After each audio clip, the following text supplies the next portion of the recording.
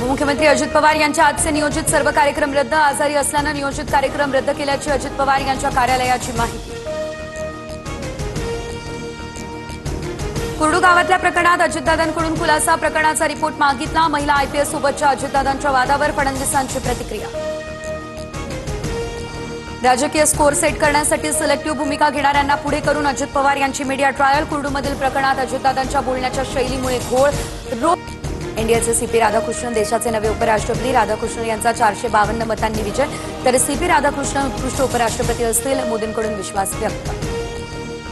India आघाडीची 14 मतं फुटल्याचा अंदाज. तर उमेदवार बी सुदर्शन रेड्डी यांना 300 खासदारांकडून मतदान. काँग्रेसने इंडिया आघाडीच्या 315 खासदारांच्या मतदानाचा केला होता दावा. माढ्याच्या कुर्डूमधील मुरुम-उपसा बेकायदेशीर असल्याचं महसूल प्रशासनासह जिल्हाधिकारी यांच्याकडून जाहीर. अजित पवार यांना फोन लावणाऱ्या बाबा जगतापांसह 20हून अधिकांवर सरकारी कामात अडथळा आणल्याप्रकरणी गुन्हा. चंद्रशेखर बावनकुळे यांच्या उपस्थितीमध्ये आज ओबीसी उपसमितीची बैठक. छगन भुजबळ, अतुल सावे, पंकजा मुंडे उपस्थित राहणार. भुजबळ काय भूमिका मांडतात याकडे सर्वांचं लक्ष.